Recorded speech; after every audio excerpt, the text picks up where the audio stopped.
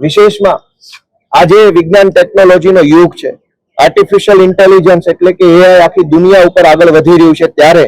ગુજરાતમાં એક AI university બને અને સાયન્સની અંદર રિસર્ચ કરીને આગળ વધનારા લોકો, સાયબર ક્રાઇમ હોય, સાયબર સિક્યુરિટી હોય, આર્ટિફિશિયલ ઇન્ટેલિજન્સ હોય, જીનોમ સાયન્સ હોય, આ બધાની અંદર આપણા ગુજરાતના બાળકો,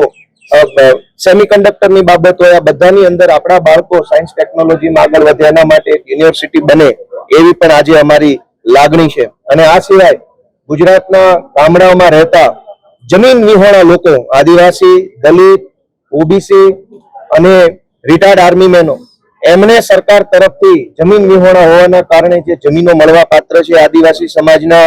વન અધિકાર અધિનિયમ અંતર્ગત જમીન મેળવવાનો અધિકાર છે, પરંતુ આ ભાજપની સરકારે ઉદ્યોગપતિઓને જમીન આપે છે પણ આદિવાસીઓને જમીન આપતી નથી। ત્યારે અમારી સ્પષ્ટ માંગણી છે કે આદિવાસીઓને પણ જમીન ફટાફટ ફાળવવામાં આવે અને ગુજરાતના તમામ જમીન વિહોણા લોકો જમીન ધારક બને એવી આજે બજેટમાં જોગવાઈ થાય એવી લાગણી છે। આ સાથે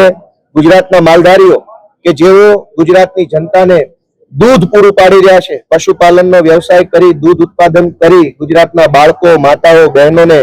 જે આપણને દૂધ આપી રહ્યા છે, દૂધ એ અમૃત છે,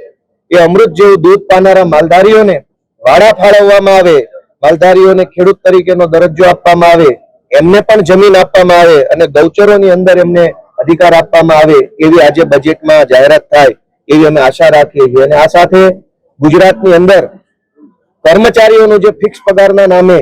આઉટસોર્સના નામે, કોન્ટ્રાક્ટના નામે, પ્રવાસી શિક્ષકના નામે જે ભયંકર શોષણ થઈ રહ્યું છે, એ શોષણ બંધ થાય અને ગુજરાતના તમામ કેડરના, તમામ સંવર્ગના, તમામ વિભાગના કર્મચારીઓને પૂરો પગાર આપવામાં આવે એવી જાહેરાત આજે બજેટમાં થાય એવી અમે આશા રાખીએ છીએ। અને સૌથી છેલ્લી વાત કે ગામડાઓમાં સુવિધા ન હોવાના કારણે આજ આખા ગુજરાતના ગામડાના લોકો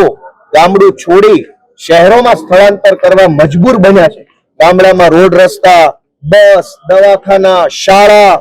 આંગણવાડી જેવી સુવિધાઓ ન હોવાના કારણે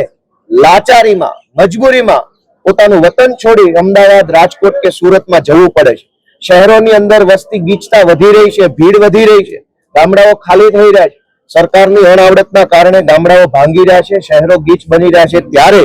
ગામડામાંથી શહેરમાં પલાયન અટકાવવા માટે થઈને કોઈ સારી યોજના આજે જાહેર થાય એવી આશા હું આમ આદમી પાર્ટી તરફથી વ્યક્ત કરી રહ્યો છું। અમે વિશ્વાસ રાખીએ છીએ કે કંઈક સારું આ બજેટના માધ્યમથી ગુજરાતની જનતાનું થશે।